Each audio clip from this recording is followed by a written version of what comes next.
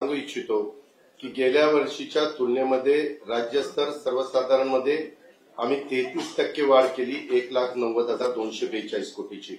अनुसूचित जाती घटकमध्ये आम्ही 42% वाढ केली, 22,568 कोटीची. आणि आदिवासी घटक कार्यक्रमामध्ये आम्ही 40% वाढ केली, 21,495 कोटीची. आणि जिल्हा वार्षिक योजनेचा फायदा फार मोठ्या प्रमाणावर जिल्ह्यांना होत असतो, ज्याला आपण डीपीसी म्हणतो. त्याच्यामध्ये देखील आम्ही 11% वाढ त्या ठिकाणी केली. 20,165 कोटी रुपये अशा पद्धतीची ती रक्कम आहे. एकंदरीतच मी आपल्याला सगळ्यांना सांगू इच्छितो की एकूण महसुली जमा मागील वर्षामध्ये 4,99,463 कोटी रुपयाचा होता आणि त्या तुलनेमध्ये 12.31% वाढून आता आम्ही 5,60,964 कोटी साधारण अपेक्षित धरलेला आहे. त्याच्यामध्ये राज्याच्या कर महसुलामध्ये देखील 25-26 मध्ये गेल्या वर्षीच्या तुलनेत आम्ही 4,77,400 कोटी इतका अंदाज आहे. त्या कर महसुलामध्ये साधारण 13.67% वाढ आहे. त्याच्यामध्ये महसुली खर्चामध्ये देखील गेल्या वर्षीच्या तुलनेनं आम्ही महसुली खर्च 6,06,855 कोटी आमचा अपेक्षित धरलेला आहे. त्याच्यात 16.81% वाढ आहे. अशा पद्धतीनं हा अर्थसंकल्प आम्ही त्या ठिकाणी सादर केलेला आहे. आम्ही यावेळेस अर्थसंकल्प सादर करत असताना साधारण उद्याची 5 वर्ष मुख्यमंत्री उपमुख्यमंत्री आम्ही सगळ्यांनी ठरवलेलं होतं की उद्याची 5 वर्ष डोळ्यासमोर ठेवून ज्याच्यातनं भांडवली गुंतवणूक आहे, ज्याच्यातनं मोठ्या प्रमाणावर आपलं स्थूल उत्पन्न देखील वाढायला मदत त्या ठिकाणी होणार आहे आणि ज्याच्यातनं रोजगार निर्माण होणार आहे, अशा गोष्टीला आपण त्या ठिकाणी प्राधान्य देऊ आणि तेच करण्याचं प्रयत्न आमच्या या अर्थसंकल्पात आम्ही केलेला आहे.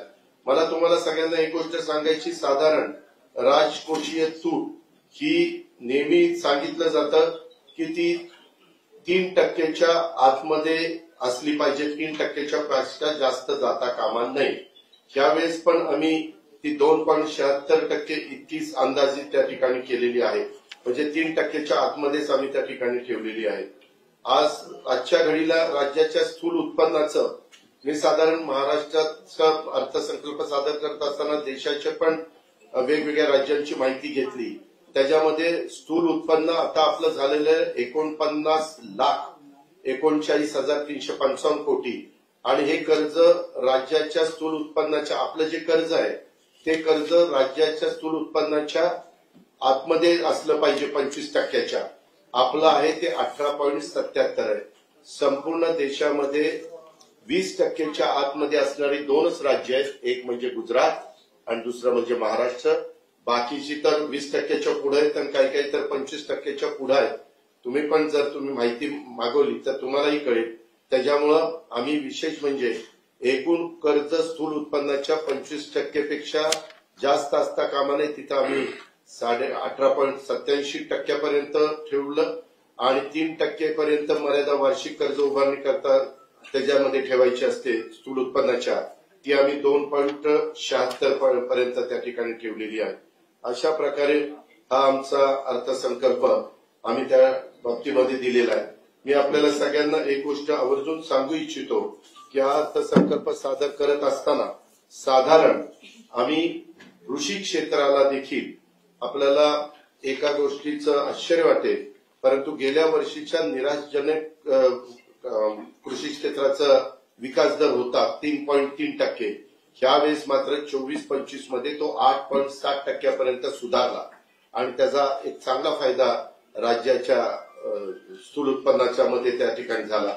या विकास दरात सातत्याने वाढ करण्याकरता आम्ही शेतकऱ्यांचं उत्पन्न वाढवण्याच्या करता जे काही अलीकडच्या काळामध्ये कृत्रिम बुद्धिमत्तेच्या बद्दल बरंच काही बोललं जातं, त्याला आम्ही या अर्थसंकल्पामध्ये प्राधान्य दिलेलं आहे आणि त्याच्यातनं शेतकऱ्यांचं उत्पन्न वाढवलं, शेती उत्पन्न मूल्यवर्धित, नंतर सिंचन सुविधा, यालाही तुम्ही जर बघितलं असेल तर मोठ्या मोठ्या जे कार्य आमचे मराठवाड्याला, विदर्भाला, उत्तर महाराष्ट्राला अशा वेगवेगळ्या भागाला मदत करणाऱ्या जे मोठे मोठे प्रकल्प होते, त्याही प्रकल्पाला आम्ही चांगल्या प्रकारे त्याला निधी देण्याचं काम केलेलं आहे. विजेची गरज भागवण्यासाठी देखील सध्या जगामध्ये सौर ऊर्जाला प्राधान्य दिलं जातं, त्या पायाभूत सुविधा देखील आम्ही या अर्थसंकल्पाच्या निमित्तानं त्याला जास्तीत जास्त प्रोजेक्ट करण्याचा प्रयत्न केलेला आहे। वस्तू व सेवा कराला देखील राज्यात होणाऱ्या उत्पन्नामध्ये दरवर्षी 12 ते 14% त्या ठिकाणी वाढ होती। काही पेपरमध्ये वेगळ्या बातम्या आलेल्या त्या माझ्याही पाहण्यात आलेल्या आहेत, परंतु तसं झालेलं नाहीये।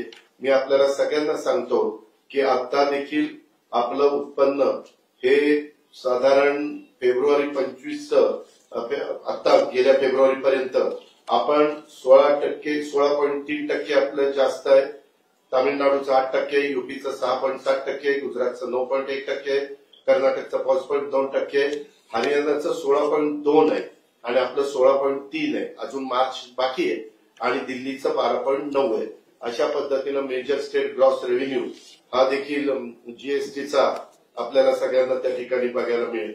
हे सगळं करत असताना आम्ही थोडासा काही टॅक्स वाढवलेला आहे, परंतु तो वाढवत असताना साधारण सर्वसामान्य माणसाला त्याचा कुठला भार पडेल, ज्याची ऐपत आहे कर देण्याची अशांच्याकडनंच तो काढण्याचा प्रयत्न आम्ही केलेला आहे। त्याचबरोबर यावेळेस आम्ही अजून एक योजना, ही अभय योजना आणलेली आहे। माझ्या आतापर्यंत वेगवेगळ्या सरकारांनी 3 अभय योजना आणलेल्या होत्या, जे आपल्या पूर्वी सेल टॅक्स होता वगैरे ते असताना। आता मात्र ते तसं न करता साधारण आपण फक्त महाराष्ट्र कर आणि शास्ती किंवा विलंब शुल्क हे सार्वजनिक क्षेत्रातील कंपन्यांचे म्हणजे केंद्र सरकारशी संबंधित आणि राज्य सरकारशी संबंधित जे आहेत उपक्रम त्यांच्याकरता थकबाकीची तडजोड करण्याबाबत हे अभय योजना ही आणलेली आहे। त्याचबरोबर आम्ही त्याच्यामध्ये जे काही केलेलं आहे त्याच्यात एक चांगला त्या अभय योजनेमध्ये फायदा होईल असा आमचा अंदाज आहे आणि त्याच्यामुळे जाणीवपूर्वक हे केलेलं आहे। आम्ही जे काही बाकीचे दर जे सीएनजी एलपीजी वाहनांवरचे वाढवलेले आहेत ते इतर राज्यांच्या तुलनेने आपले आज देखील कमीच आहेत। इलेक्ट्रॉनिक वाहनावर मुख्यमंत्र्यांनी असं सांगितलेलं होतं की 30 लाखाच्या वर वाहनं ही जरा श्रीमंत लोक घेत असतात, तर त्याच्यावरच आपण तो टॅक्स त्या ठिकाणी लावा। 30 लाखाच्या आतल्या ई व्हेकलला आम्ही कुठल्याही प्रकारचा टॅक्स हा लावलेला नाहीये। ही पण बाब तशा पद्धतीनं एक सर्वसामान्य माणसांना दिलासा देणारी अशा प्रकारची आहे। त्याच्यामध्ये वेगवेगळ्या प्रकारे आम्ही यावेळेस मात्र आमचं पूर्वी काय होतं, महाराष्ट्रामध्ये जे क्रेन्स, कॉम्प्रेसर, प्रोजेक्टर, एक्सकॅव्हेटर्स हे विकत घ्यायचे, त्यांना जे काही पैसे द्यावे लागायचे ते टप्प्याटप्प्याने द्यावे लागायचे। तुम्हाला आठवत असेल पाठीमागच्या काळामध्ये आम्ही जी वाहनं वापरतो लाईट मोटर व्हेकल त्याचाही दरवर्षी जाऊन टॅक्स भरावा लागायचा, परंतु नंतर ते बंद केलं आणि एक रकमी केलं। तसं आता ते वाहन विकत घेत असतानाच आम्ही एक रकमी टॅक्स लावायचा निर्णय घेतला आणि त्याच्यामध्ये 7% दराने तो लागू करण्याचा निर्णय केलेला आहे।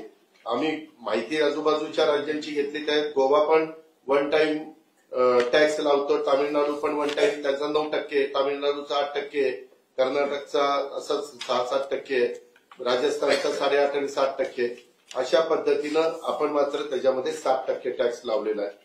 असं साधारण म्हणजे जिथं कुठं आपल्याला टॅक्स लावून काही उत्पन्न वाढवता येईल तोही प्रयत्न राज्य सरकारने केलेला आहे आणि आम्ही अर्थसंकल्प सादर करत असताना ज्या मूलभूत महत्वाच्या गोष्टी आहेत त्याला आम्ही अतिशय महत्व हा देण्याचा प्रयत्न केलेला आहे।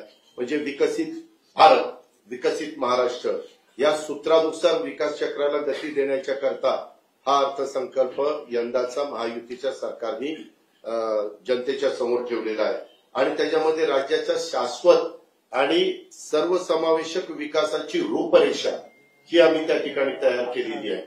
त्याच्यामध्ये केंद्र सरकारच्या वेगवेगळ्या ज्या काही योजना आहेत त्याचाही जास्तीत जास्त बेनिफिट कसा आपल्याला करून घेता येईल याकरता देखील आम्ही एक वेगळी यंत्रणा त्या ठिकाणी निर्माण करतोय आणि केंद्राच्या बिनव्याजी 50 वर्षाच्या मुदतीनं 1.25 लाख कोटी रुपये ते यंदा वेगवेगळ्या राज्यांना मिळून देणार आहे। त्याच्यातनं पण जास्त हिस्सा हा आपल्या राज्याला कसा मिळेल अशा प्रकारे आमचा सगळ्यांचा प्रयत्न त्या ठिकाणी राहणार आहे। तुम्ही जर बघितलं तर आम्ही रस्ते वेगवेगळे असतील, म्हणजे राज्यमार्ग असतील, आमचे VDR असतील, ODR असतील, ह्या सगळ्या वेगवेगळ्या प्रकारच्या रस्त्यांना आणि काही काही बाबतीमध्ये तर आम्ही कॉन्क्रीटचे रस्ते करायचं ठरवलेलं आहे. जे बारकी गावं आहेत ती महत्वाच्या रस्त्यांना जोडण्याच्या करता त्याही करता आम्ही भरीव अशा प्रकारची तरतूद ही निश्चितपणे केलेली आहे. तसंच महाराष्ट्र टेक्निकल टेक्सटाईल मिशन याची आम्ही स्थापना केलेली आहे. सामूहिक प्रोत्साहन योजनेअंतर्गत यावेळेस आम्ही 6,400 कोटी रुपये प्रोत्साहन अनुदान देण्याचा निर्णय त्या ठिकाणी घेतलेला आहे. आता आपल्याला माहिती आहे की गडचिरोली जिल्हा स्टील हब होऊ पाहतोय. तिथं खूप मोठ्या माइन्स मध्ये स्टीलचं जे रॉ मटेरियल असतं ते मिळालेलं आहे. त्याच्यावर तिथं रस्ते चांगले करणं नितांत गरजेचं होतं. त्याकरता 500 कोटी रुपयाचे कॉन्क्रीटचे रस्ते आम्ही त्या भागामध्ये करण्याचा निर्णय त्या घेतलेला आहे. अशा खूप काही चांगल्या गोष्टी आणि विमानतळं किंवा रेल्वे किंवा मेट्रो किंवा जलवाहतुकीच्या करता, बंदराच्या करता, जेटीच्या करता, त्या सगळ्या गोष्टीच्या करता किंवा मुंबई इतकी महत्वाची आर्थिक केंद्राचं आहे, देशाची आर्थिक राजधानी आहे, त्या मुंबईच्या बाबतीमध्ये देखील जे जे काही सुलभता येण्याच्या करता करोडो रुपयाचे महत्वाचे प्रकल्प आम्ही त्या ठिकाणी घेण्याचा प्रयत्न त्या निमित्तानं केलेला आहे. वाढवण बंधारा तर झाल्यानंतर तर खूप मोठा आमूलाग्र बदल तुम्हाला महाराष्ट्रामध्ये झालेला त्या ठिकाणी पाहायला मिळेल आणि त्याच्यामुळे तिथं पण अधिकचं लक्ष देऊन तिथं तिसरं विमानतळ हे आपल्याला कसं मुंबईचं करता येईल अशा पद्धतीनं आम्ही राज्य सरकारने त्या ठिकाणी ठरवलेलं आहे. अशा बऱ्याच काही गोष्टी आम्ही कुठल्याही घटकाला या सगळ्या योजनांच्या बाबतीमध्ये कुठं असं वंचित ठेवलेलं नाहीये. आम्ही प्रत्येकाचा विचार या अर्थसंकल्पामध्ये करण्याचा प्रयत्न केलेला आहे.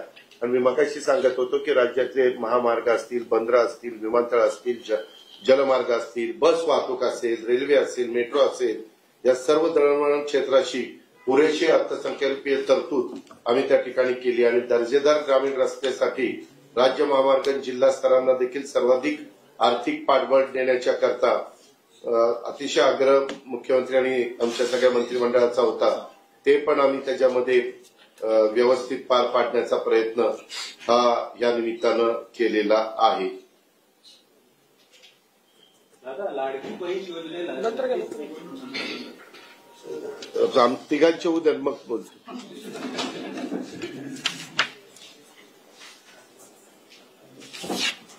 महायुतीच्या काळातलं हे पहिलं अर्थसंकल्पीय आता हा अर्थसंकल्प आहे आपल्याला. गेल्या वेळेस पण आम्ही तिघं होतो. खुर्च्यांची थोडी अदला बदल झाली आहे. मनात तर काही जात नाही ते.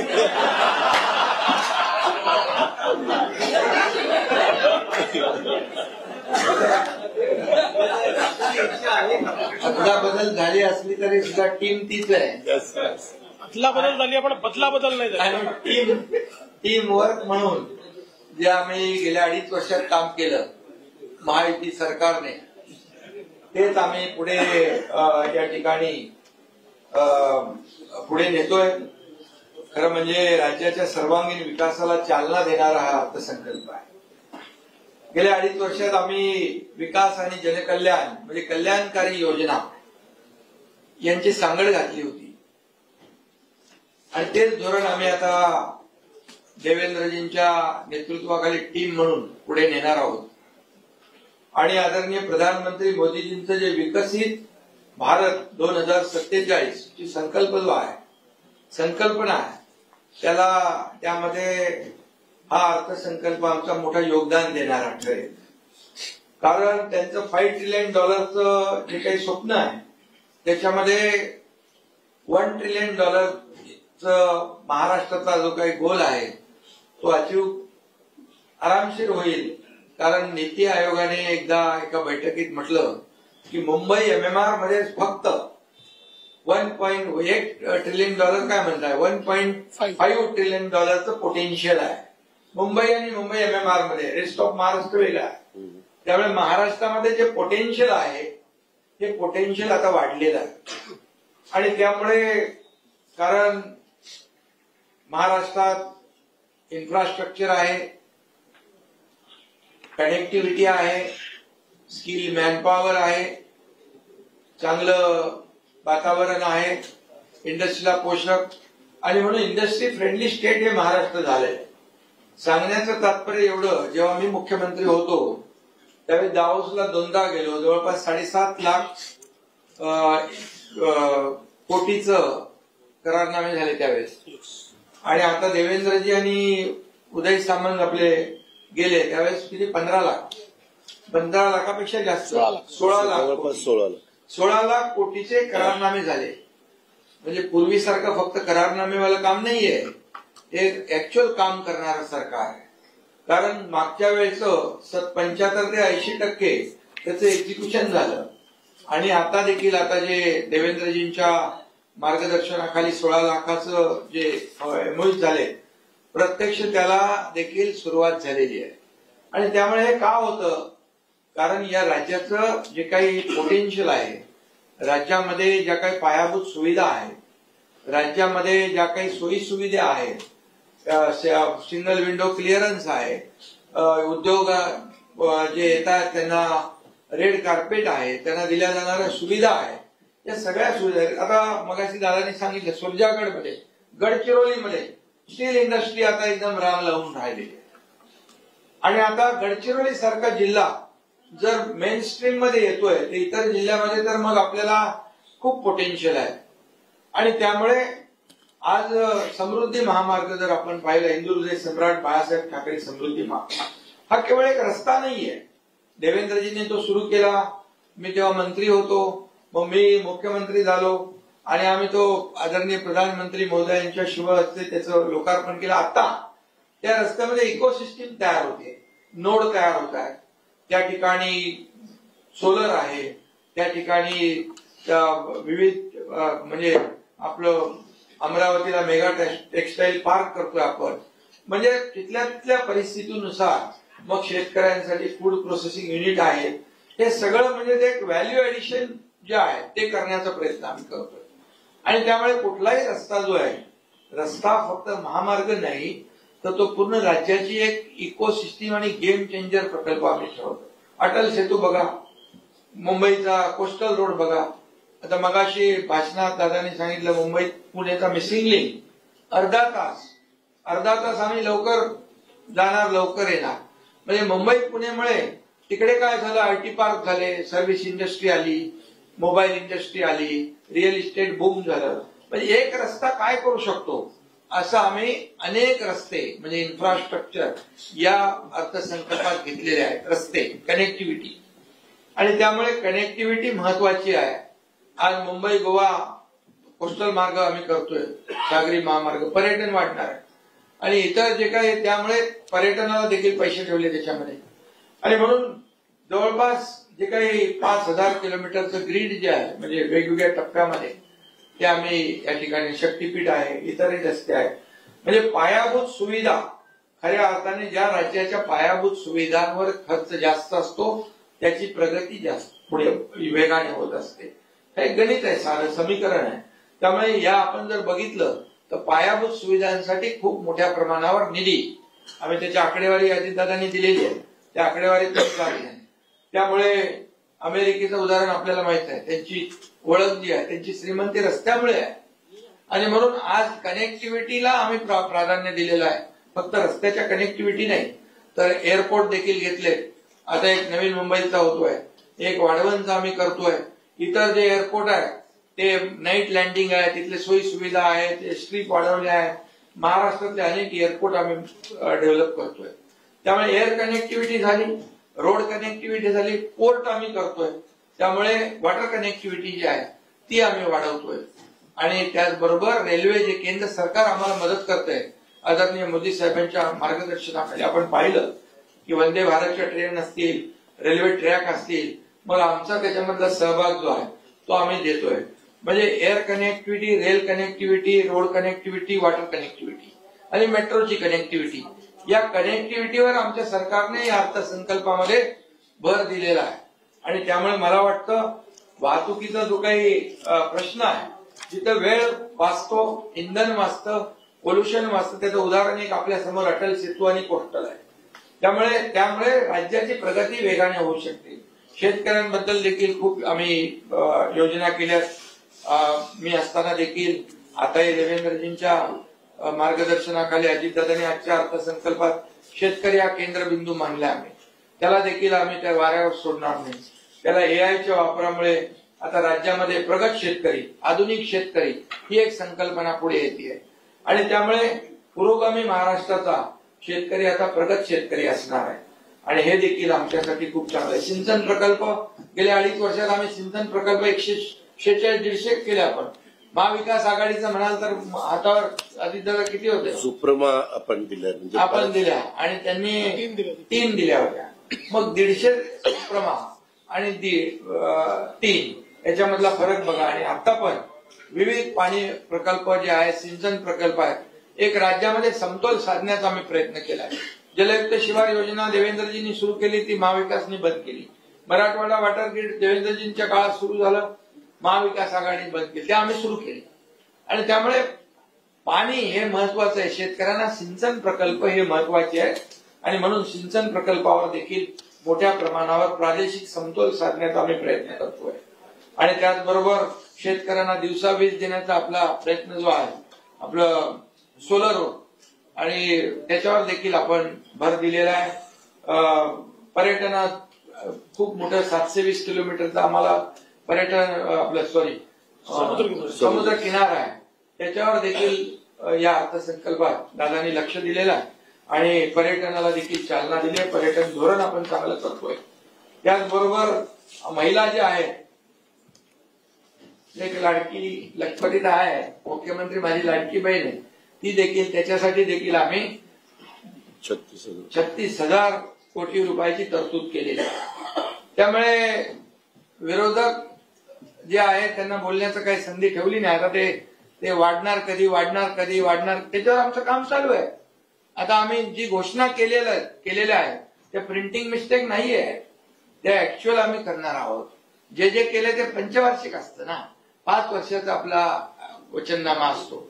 त्यामुळे तुम्हाला त्याचं गणित तर केलं पाहिजे. सगळ्या गोष्टी आहेत, पत्रकारांच्या पण सोयी सुविधा आहेत, हेही मिळाल्या पाहिजे. सर्व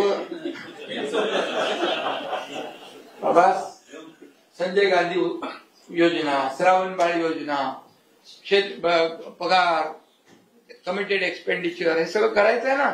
कर्ज काढलंय त्याचं व्याज द्यायचं आहे ना, सगळं आहे. ही कसरत जी आहे आम्ही योग्य पद्धतीने करतोय. आणि त्यामुळे महिलांचं देखील धोरण जे आहे त्याच्यामध्ये नवीन की आपण युनिटी मॉल करतोय. म्हणजे महिलांना फक्त आम्ही 1500 रुपये देऊन थांबलो नाही, तर त्यांना लखपती करायचंय, ते देखील आम्ही करतोय. आणि 26 लाख यावेळेस 26 लाख महिला लखपती करणार. 26 लाख महिला लखपती करण्याचा, जसं प्रधानमंत्री मोदी साहेबांनी लखपती दिदी, ड्रोन दिदी, त्यांनी देखील उज्ज्वला योजना, जनधन योजना, अशा अनेक योजना, महिलांना आत्मसन्मान, महिलांना आत्मनिर्भर करण्याचं जे त्यांचं संकल्पना आहे त्याच्यात आम्ही योगदान देतो. जसं शेतकऱ्यांना देखील नमो सन्मान शेतकरी योजना ते आम्ही केले आम्ही ना. आतापर्यंत कधी सततच्या पावसामुळे नुकसान दिलं जात नव्हतं, आम्ही देतोय, पुढेही देत राहणार. त्यामुळे शेतकरी, महिला आणि मला वाटतं सगळेच, कुठला विभाग असा बाकी ठेवला नाही. सार्वजनिक बांधकाम असेल, परिवहन असेल, नगर विकास असेल, बंदरे असेल, ग्राम विकास, ग्रामीण आणि शहरी विभाग, सगळं काय बोलत नाहीये. दिव्यांगांसाठी आम्ही हे करतोय, गृहनिर्माण विभागासाठी आम्ही हे करतोय.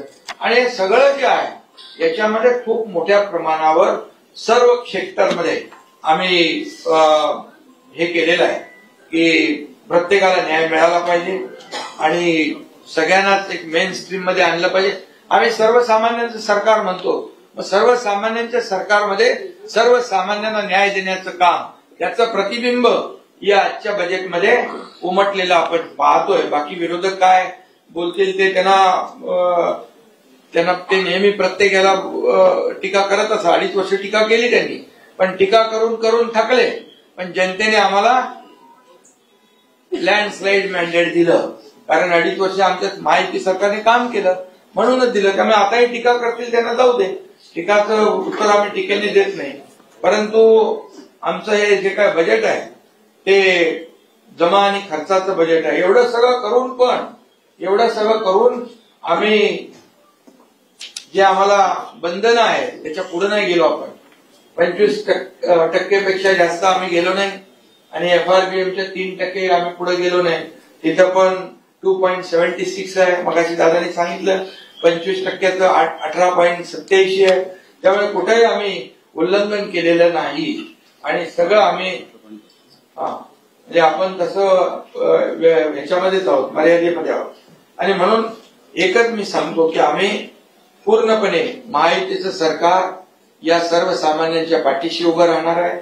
सर्वसामान्यांचं जे मग महिला आहेत, शेतकरी आहेत, कष्टकरी आहेत, सिनियर सिटीजन आहेत, युवा आहेत, या सगळ्या ज्या काही योजना आहेत त्यांच्या मागे उभं राहण्याचं हे आम्ही कायम या ठिकाणी ठेवणार आहे. आणि आम्ही तिघं आहोत आणि तिघही भाऊ आमच्या बहिणींच्या मागे कायम उभं राहू अशा प्रकारचं इकडे मी आपल्याला सांगू इच्छितो. त्यामुळे सगळं होईल, काळजी करू नका. आणि त्याचबरोबर काल चॅम्पियन ट्रॉफी देखील आपण जिंकली. तसं रोहित शर्माने नवा विक्रम केला. तसंच मला वाटतं किती वेळा 11 वेळा तुम्ही 11 वेळा ना 11 वेळा बजेट मांडणारे विक्रमी ठरले अजितदादा. विकसित महाराष्ट्र हाच महायुतीचा वादा. त्यामुळे हे दादा बजेट आहे, बरोबर बजेट वजनदार आहे. तुम्हाला काय वाटलं म्हणजे तुम्हाला नाही विरोधक आहे की आता काय लाडक्या बहिणींना पैसे दिले तर काय होणार, पण कुठेही पायाभूत सुविधांना आम्ही कात्री लावली नाही. ज्या योजना आहेत त्या आम्ही त्याच्यामध्ये कात्री लावली नाही. त्यामुळे या सर्व लक्षात घेता मला वाटतं विरोधकांना काही ठीक आहे त्याचा काही संधी नाहीये, पण तरी नसली तरी ते विरोध करतात, ते विरोधात बोलतात. किती काही चांगलं आम्ही केलं तरी सुद्धा चांगल्याला चांगलं म्हणण्याची त्यांच्याकडे एवढं मोठं मन असावं लागतं. आणि म्हणून आम्ही आपल्याला सांगतो की आदरणीय प्रधानमंत्री मोदीजी देशाला पुढे नेत आहेत, देशाचा गौरव वाढवत आहेत. जसं त्यांनी अर्थव्यवस्था 11व्यावरून 5व्यावर आणली, आता 5व्यावरून 3ऱ्यावर आणण्याचा जो काय त्यांचा संकल्प आहे त्याच्यातून महाराष्ट्र योगदान देणारं हे पहिलं राज्य असणार आहे एवढंच मी सांगतो. आणि म्हणून राज्य आणि केंद्र सरकार हे डबल इंजिनचं सरकार आता यापुढे देखील वेगवान पद्धतीने देवेंद्रजींच्या नेतृत्वाखाली आम्ही पुढे नेऊ. आणि आमचं विकासाची गती आहे, आमचा अजेंडा विकास आहे, विकास विकास विकास आणि लोकाभिमुख कल्याणकारी योजना. धन्यवाद.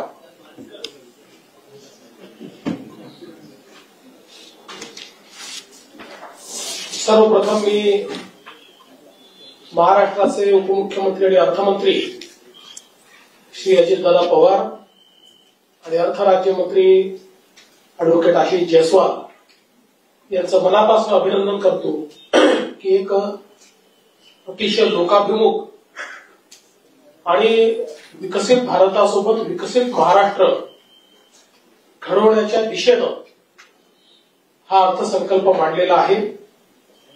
आणि विशेषतः उद्योग, शेती, पायाभूत सुविधा, रोजगार आणि सामाजिक विकास या पंचसूत्रीवर हा अर्थसंकल्प या ठिकाणी आपल्याला काम करताना दिसतोय.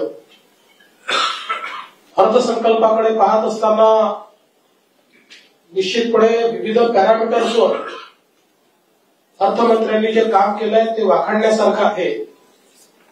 याचं कारण विविध योजनांमुळे कमिटेड एक्सपेंडिचर आणि रेव्हेन्यू एक्सपेंडिचर या दोन्ही गोष्टी कमालीच्या वाढलेल्या असताना देखील अर्थसंकल्पाचा बॅलन्स तोल हा कुठेही त्याने ढळू दिलेला नाही. साधारणपणे असा समज होता की फिस्कल डेफिसिट राजकोषीय तूट ही 5% जाईल आणि पहिल्यांदा महाराष्ट्र बेशिस्तीत जाईल अशा प्रकारे अनेक लोक अंदाज लावत होते. परंतु सरत्या वर्षाची तूट ही 2.9% आणि पुढील वर्षाची तर ती अजून इम्प्रूव्ह करून 2.7% कमी आणण्याचं काम हे अर्थमंत्र्यांनी केलेलं आहे. अनेक वेळा लोक ऍब्सोल्यूट टर्म्स मध्ये त्या ठिकाणी महसुली तूट किती झाली अशा प्रकारचा आकडा ज्यावेळेस बघतात त्यावेळी त्यांनी आपल्या अर्थसंकल्पाचा साईज काय झाला, 7 लाख कोटी रुपयाचा साईज आपल्या अर्थसंकल्पाचा झाला आहे. म्हणजे देशामध्ये एखादंच राज्य आपल्या पुढे असेल यूपी वगैरे सारखं, कारण त्यांची लोकसंख्या जवळपास 22 कोटी त्या ठिकाणी आहे, पण त्याचा अर्थसंकल्पाचा जरी तो साईज असला 8-1 लाख कोटीचा तरी त्याचं उत्पन्न मात्र ओव्हरऑल आपल्यापेक्षा बरंच कमी आहे. हे जरी असलं तरी 7 लाख कोटी रुपयाचा अर्थसंकल्प आज या ठिकाणी सादर झालेला आहे. आणि इतरही पॅरामीटर्सवर जर आपण बघितलं त्याचा उल्लेख या ठिकाणी अर्थमंत्री महोदयांनी आणि शिंदे साहेबांनी केला की आपली जीएसडीपीची वाढ ही देखील अत्यंत चांगली आहे. देशामध्ये 6.4% वाढ असताना 7.5% आपण वाढतो. आणि साधारण आपण ट्रेंड बघितला आपला तर गेल्या 10 वर्षामध्ये 2020-21 आणि 21-22 ही 2 वर्ष जर आपण सोडली तर साधारणपणे दरवर्षी 4 ते 5 लाख कोटीने आपला जीएसडीपी वाढतोय. आणि म्हणून हे जरी खरं असलं की आपलं कर्ज काही प्रमाणात वाढलेलं आहे तरी आपली कर्ज घेण्याची मर्यादाही वाढलेली आहे. आणि जीएसडीपीच्या 25% आपल्याला कर्ज घेता येतं. अद्यापही आपण 18% आहोत. एकाही वर्षी म्हणजे मागच्या वर्षी लाडकी बहीण योजना आपण घोषित केली आणि त्याची तरतूद आपल्याला करावी लागली तरीही आपण कुठेही आपल्या कर्जाच्या लिमिटचं उल्लंघन हे केलेलं नाही. त्यामुळे मला असं वाटतं की अशा या सगळ्या ज्याला म्हणतात आर्थिक तणावाच्या स्थितीमध्ये किंवा भाराच्या स्थितीमध्ये देखील अतिशय बॅलन्स्ड अशा प्रकारचा हा अर्थसंकल्प या ठिकाणी सादर झालाय. उद्योग क्षेत्रामध्ये महाराष्ट्राची भरारी चाललेली आहे. ही 2 गोष्टींनी आपल्याला त्या ठिकाणी दिसते. एक तर कोविड वर्षानंतरचं वर्ष असल्यामुळे उद्योगाचा ग्रोथ रेट हा देशामध्ये खूप मोठा होता, जो यावर्षी म्हणजे सरत्या वर्षी संपूर्ण देशात कमी आला. तरी देखील देशाच्या तुलनेत महाराष्ट्राचा ग्रोथ रेट चांगला आहे. आपण आर्थिक पाहणीमध्ये देखील बघितलं असेल तर आता स्टार्टअप मध्ये नंबर 1 वर आपण आहोत. आणि सगळ्यात महत्वाचं जीएसटी कलेक्शन आहे. जीएसटी कलेक्शन मध्ये महाराष्ट्र ज्या वेगानं पुढे चाललेला आहे, आपण जर बघितलं असेल तर यावर्षी नॅशनल ऍव्हरेजच्या 7% जास्त कलेक्शन आपलं आहे. साधारणपणे आतापर्यंत नॅशनल ऍव्हरेजच्या 2%, 3%, 4% आम्ही वर असायचो. यावर्षी नॅशनल ऍव्हरेजच्या 7% आपण जास्त कलेक्शन केलेलं आहे. आणि ऍब्सोल्यूट टर्म्स जर आपण बघितलं आज 1.5 लाख कोटीच्या वर आपण चाललेलो आहोत. आपण जर बघितलं तर इतर सगळी राज्य ही साधारणपणे आपल्या अर्ध्या कलेक्शनवर आहे. त्याच्यामुळे औद्योगिक दृष्ट्या महाराष्ट्राची जी काही वाढ होते ती यातनं ध्वनित होते की आपण एफडीआय मध्ये नंबर 1, आपण स्टार्टअपच्या इन्व्हेस्टमेंटमध्ये आणि नंबरमध्ये नंबर 1 आणि आपण जीएसटी मध्ये देखील नंबर 1 या तिन्ही मानकांवर आपण नंबर 1 आहोत. पायाभूत सुविधांच्या संदर्भात अतिशय चांगल्या पद्धतीनं या अर्थसंकल्पाने न्याय दिलेला आहे. विशेषतः एका प्लॅन पद्धतीनं नियोजित पद्धतीनं इन्फ्रास्ट्रक्चर तयार करण्याचा विचार याच्यामध्ये अर्थमंत्र्यांनी मांडलेला आहे. ज्यामध्ये रस्त्यांचा आराखडा पुढच्या 20 वर्षाचा आराखडा तयार करून आणि त्या आराखड्याच्या आधारावर विकास करायचा. कारण अनेक वेळा आपल्याला कल्पना आहे की आम्ही सगळे लोक या आमदाराला इतके दे, त्या आमदाराला इतके दे, या स्कीमॅटिक विकास होत नाही. म्हणून आम्ही तिघांनी हा निर्णय केला, त्याचा एक आराखडा तयार केला आणि त्याच्याकरता एक्सटर्नल फंडिंग आपण उभं केलेलं आहे. त्याच्यामध्ये वर्ल्ड बँक आहे, त्याच्यामध्ये एशियन डेव्हलपमेंट बँक आहे, त्याच्यामध्ये न्यू डेव्हलपमेंट बँक आहे, त्याच्यामध्ये नाबार्ड आहे. या सगळ्यांकडनं हे पैसे घेऊन आपण अगदी गाव रस्त्यापासून तर हायवेज पर्यंत असं पूर्ण एक जाळं हे विणतो आहोत आणि त्यामुळे पायाभूत सेवा सुविधांच्या संदर्भात रस्त्यांमध्ये मोठी इन्व्हेस्टमेंट, कॅपिटल इन्व्हेस्टमेंट ही आपण त्या ठिकाणी करतो. पोर्ट असेल, एअरपोर्ट असेल, या सगळ्या गोष्टीत तर मोठी गुंतवणूक होतेच आहे. एक सगळ्यात मोठी गुंतवणूक जी आपल्याला पाहायला मिळते ती घरांमध्ये. कारण आपल्याला केंद्र सरकारने मागचा जो कार्यक्रम होता 2016 ते 2022 या 13 लाख घरं दिली होती. आता पहिल्याच वर्षी आपल्याला 20 लाख घरं दिली आहेत. त्यातल्या 18 लाखाला मान्यता देऊन जवळपास 16 लाखांच्या खात्यात पैसे गेलेले आहेत. एकूण जर केंद्र सरकार आणि राज्य सरकारच्या घर बांधणीचे प्रकल्प जे आपण हातात घेतले त्याची एकत्रित किंमत बघितली ते 80,000 कोटी रुपये. यातनं पायाभूत सुविधाही निर्माण होणार आहेत आणि यातनं सामाजिक सेवा देखील होणार आहे, यातनं अधिकारिता देखील मिळणार आहे.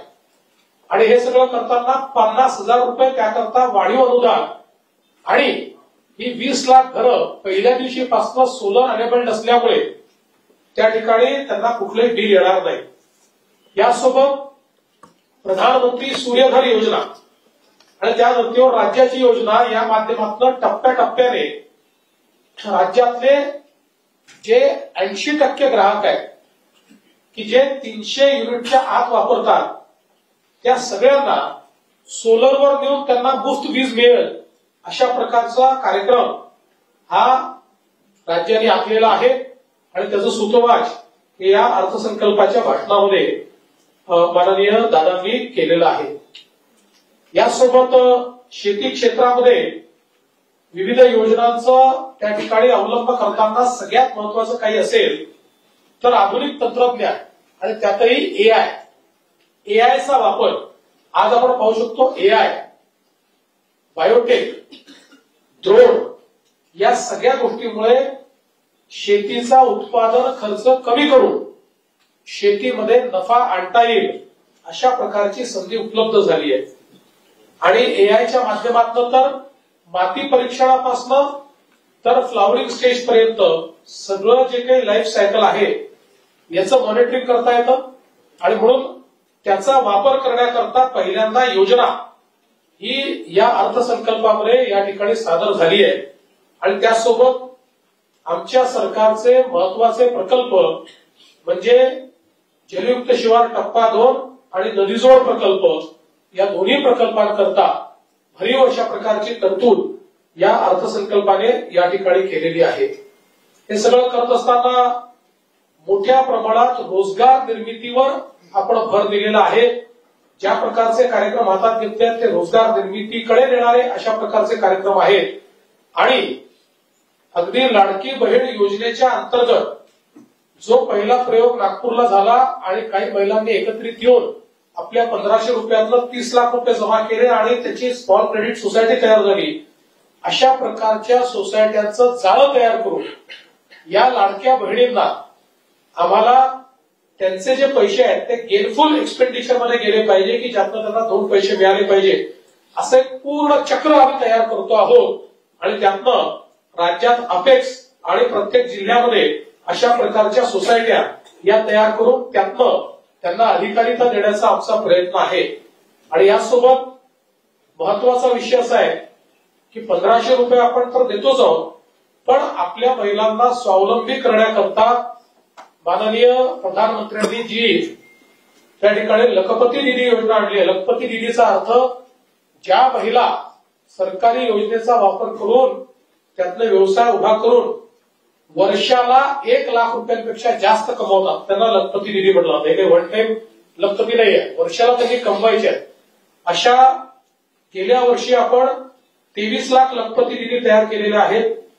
आता यावर्षी अजून 24 लाखाचं आपलं उद्दिष्ट आहे.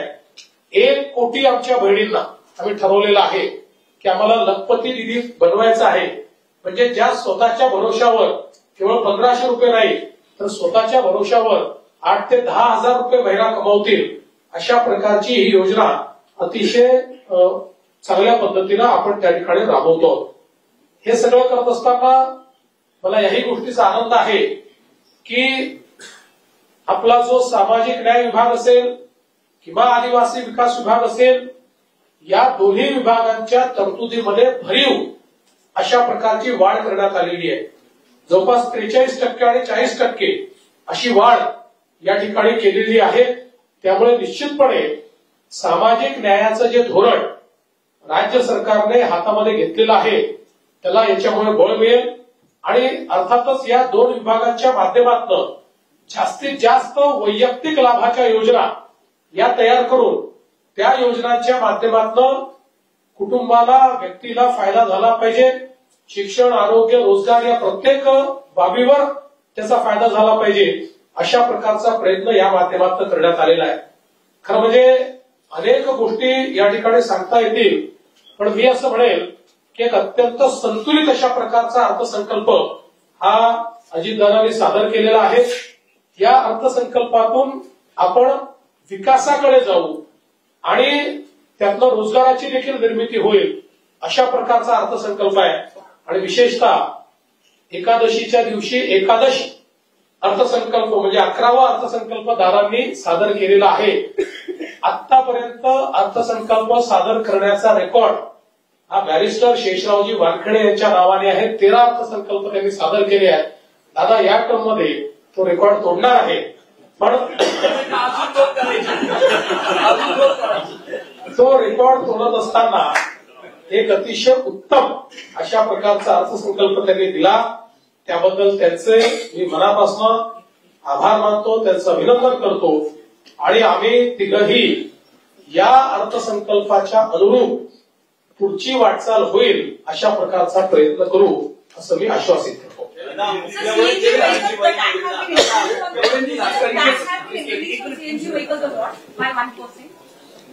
असं आहे की ईव्ही ज्या आहे त्यांच्यावरचा टॅक्स जो आहे तो 30 लाखाच्या वरची जी ईव्ही असेल त्याच्यावर टॅक्स लावलेला आहे.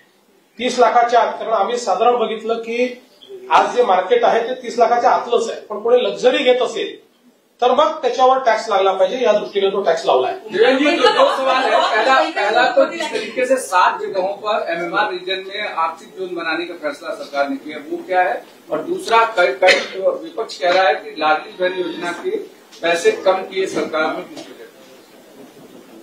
देखिए, पहली बात तो ये है कि ये जो जिस प्रकार से हमने एमएमआर हमारे डीकेसी को एक फाइनेंशियल कैपिटल के रूप में उसको हमने स्थापित किया है, एक बिजनेस सेंटर के रूप में स्थापित किया है। इसी प्रकार के बिजनेस सेंटर्स ये 7 जगह पर हम लोग तैयार करना चाहते हैं, क्योंकि बहुत बड़े पैमाने पर आज हमारे यहाँ निवेश आ रहा है और विशेष रूप से मुंबई एक फिनटेक कैपिटल भी बन गया है और मुंबई ये स्टार्टअप कैपिटल भी बना है।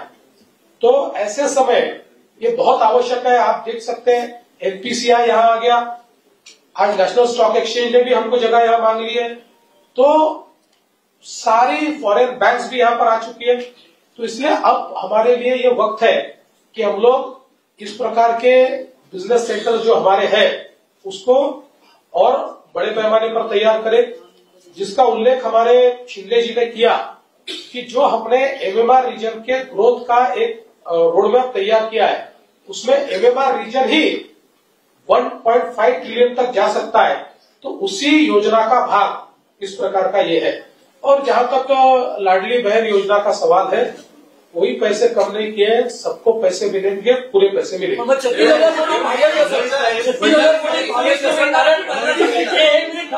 लाडकी बहीण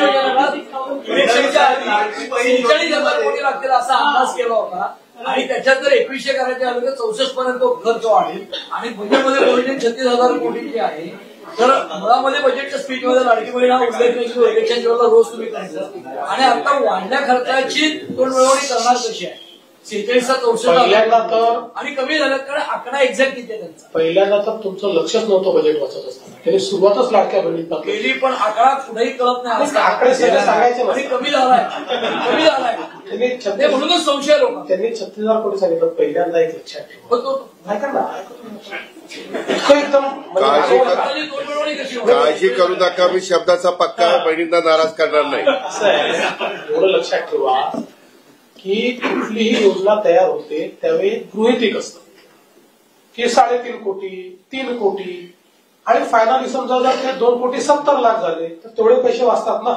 आपल्याला योजनेचं ऍक्च्युअल पैसे कधी लागणार ते वर्षभराने समजतात.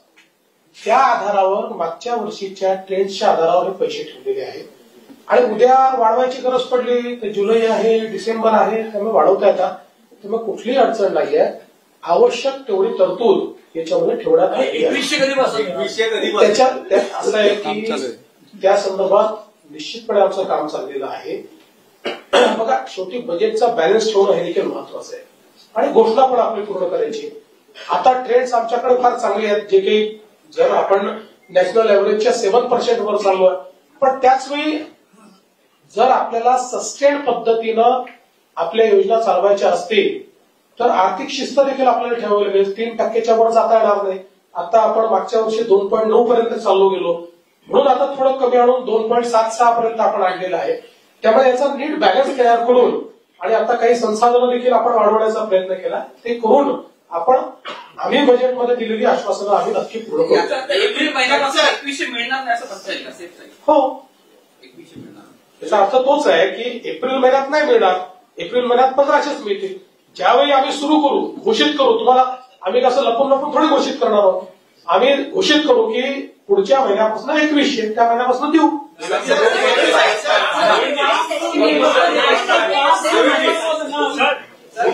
सोनू बोल. महावितरण जो लास्ट टाइम बजट प्रोविजन था इस बार उसमें दिख नहीं रहा. 547 करोड़ आपको किसके दे रहे महाराष्ट्र विधानमंडल में? देखिए, महाराष्ट्र विधानमंडल को जो पैसा दिया है वो केवल यहाँ के सुधार का पैसा नहीं है, इसका पूरा बजट बताया है.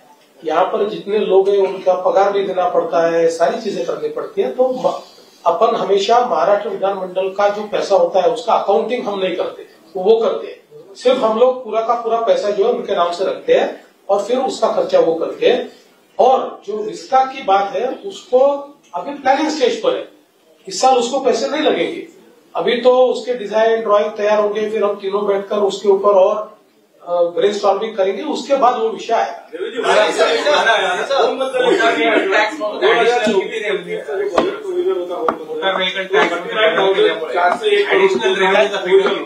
$180 का 70 आहे. 1,000 कोटीच्या पुढे एकाचं 670 पुढाचे 170 1200 कोटीपर्यंत. तुम्ही जे सांगताय ना ते वर्षभरातला तो खर्च होतो. आता काही मागण्या आमच्या जुलैमध्ये येतील, काही मागण्या आमच्या डिसेंबरमध्ये येतील, काही पुढच्या मार्चमध्ये येतील. त्यामुळे फायनली तो खर्च याच्यावरच जातो, कमी होत नाही. जो घोषणा है क्या है, किस तरीके से या संपूर्ण बजेटमध्ये आरोग्यावरती आणि वैद्यकीय शिक्षणावरती अत्यंत अपूर्ण दिसून येते. नीती आयोगाच्या म्हणण्यानुसार राष्ट्रीय धोरणानुसार बजेटच्या 8% किमान खर्च हा आरोग्यावरती असायला पाहिजे. मागच्या वेळेला मुख्यमंत्री असताना एकनाथ शिंदे साहेबांनी पण दुप्पट आरोग्यावरती खर्च करू अशी घोषणा केली होती. प्रत्यक्षामध्ये आम्ही वाढवले होते. पण आताच्या याच्यामध्ये महात्मा फुले योजनेला 2,000 कोटी रुपये लागणार आहे. 700 कोटी रुपये दिले. महाराष्ट्राचे दुःख तर एनआरएचएमचे पुढे रेग्युलर कार्यक्रमासाठी सुद्धा पैसा राहणार नाही. याचं कारण काय आहे माहितीये का की यातले आता बांधकामाचे जे पैसे आहेत हे एक्सटर्नली एडेड आहे. त्यामुळे आज ते तुम्हाला या ठिकाणी दिसणार नाही. जसं आपल्याला 5,000 कोटी रुपये आपल्याला आता यांनी दिलेले आहेत, हुडकोनीने आणि एडीबीने दिलेले आहेत. 12,500. तर हे जे सगळे एक्सटर्नल एडेड पैसे आहेत त्याच्यातनं आपण बांधकामं करणार आहोत आणि आपल्या रेग्युलर कामाकरता हे पैसे ठेवलेले आहेत. वैद्यकीय शिक्षणाला आपण प्रत्येक जिल्ह्यामध्ये एक मेडिकल कॉलेज 35 कॉलेज केली. बजेटमध्ये तरतूद केली फक्त 2,500 होईल ना. त्यांनी मागितले, जे वैद्यकीय शिक्षण विभागाने तेच सांगितलं की त्यांना बांधकामाकरता जे पैसे पाहिजेत ते आम्ही वेगळे देतो. काही बांधकामं आपण यातनंही करतो, पण मेजर बांधकामाकरता पैसे आपण एक्सटर्नल एडेड मधून देतो आणि त्यांना जर कुठे कमी पडले केंद्राकडनं तर आम्ही पुन्हा देऊ त्यांना पैसे, त्या अडचण नाही.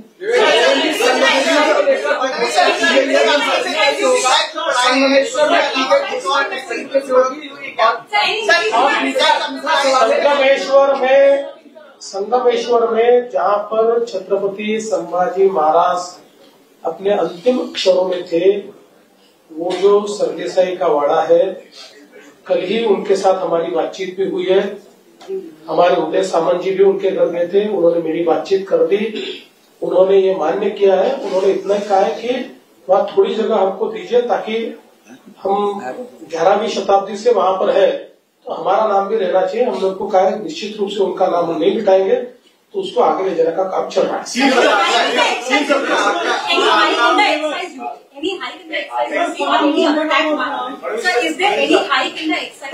तुम्ही वाचलं ते जिथे जे काय वाढवलं ते सांगितलंच आहे। संगमेश्वर की बात है, शिवाजी का जो मंदिर है सिंधुदुर्ग वाला, उसको लेकर बहुत ज्यादा खर्चा है, सिर्फ साल में 6,000 रुपए उसका अलॉट हो रहे हैं। जब उसको लेकर आप लोगों का कुछ बातचीत हुई है, उसको कैसे करना है? एक कौन सा मंदिर? शिवाजी का जो मंदिर सिंधुदुर्ग में है,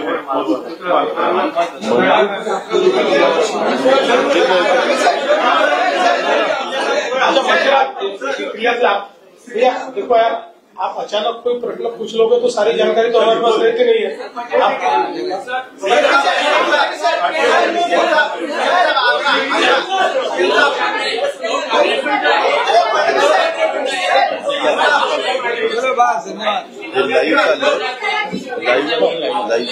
काय म्हणाले?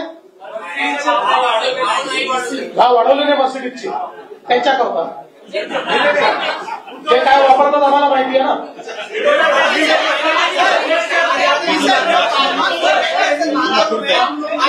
कुठे ऐकलं नाही का 20 लाख रुपये ज्या कारला आम्ही जास्तीत जास्त घ्यायचो ते आता 30 लाख केलं ना मर्सिडीज।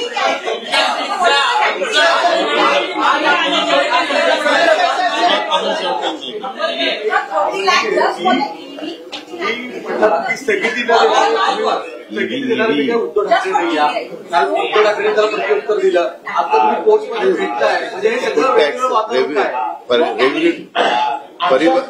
ट्रान्सपोर्टचा टॅक्स समोर आल्यानंतर तोंड फिरवून जाण्याची दुश्मनी थोडी आहे।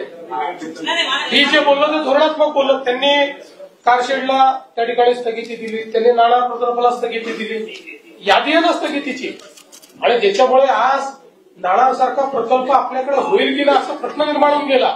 रोज जाऊन भांडावं लागतंय, त्याच्यामुळे स्थगिती तर दिली, स्थगिती निर्णय असते। आयपीएल नावाच्या क्रिकेटच्या धंद्याला कोट्यवधी रुपयाची करमाफी दिली जाते, गेल्या अनेक वर्षापासून। प्रत्येक अशा प्रेस कॉन्फरन्समध्ये हा प्रश्न विचारतो, पण ती करमाफी यावेळी पण दिली का देणार? असं आहे, करमाफी वगैरे नाही, काही गोष्टींमध्ये आपण त्यांना सूट देतो। ती जी सूट आहे त्याचा क्वांटम बघा आणि आयपीएल झाल्यामुळे आपल्या इथे येणारा बिझनेस बघा।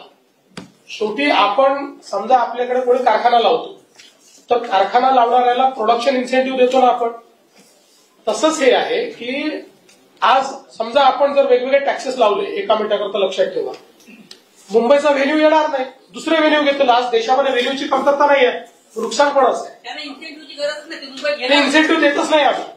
आपण तुम्हाला सांगतो, नुसते पोलीसचे चार्जेस वाढवले, पोलीसचे ज्यावेळेस वाढवले होते त्यावेळेस त्यांनी निर्णय घेतला होता की आता अहमदाबादला करू, आम्ही अजून चेन्नईच्या स्टेडियमवर करू। त्यामुळे शेवटी आपल्याला एक अर्थकारणी बघावं लागतं। हे आपल्याला माहितीये की परवा देशाच्या प्रधानमंत्र्यांनी त्या ठिकाणी सांगितलं की कॉन्सर्ट इकॉनॉमी तयार करा। का तयार करा? कारण हे काही ते लोक जे आहेत त्यांचं कॉन्सर्ट ही काही देशांमध्ये तर त्या कॉन्सर्टमुळे त्यांच्या वर्षभराच्या अर्थव्यवस्थेला फायदा मिळाला, इतकं मोठं पडलेने, म्हणजे $2 बिलियन आणि $4 बिलियन त्या ठिकाणी फायदा आला। त्यामुळे तुम्ही जर तात्विक दृष्ट्या म्हणाल तर मी पण म्हणेल कशाला पाहिजे आयपीएलला, इथं एंटरटेनमेंट आहे, पण त्याचा दुसराही बाजू आपल्याला पाहावी लागते की जर आयपीएलमुळे आपल्याकडे लोक येणार असतील, टुरिस्ट येणार असतील, बिझनेस होणार असतील, हॉटेलमध्ये लोक राहणार असतील, तर जीएसटीच्या रूपाने त्याच्यात तिप्पट पैसे आपल्याकडे येतात। लाडक्या बहिणीची मतं घेईपर्यंत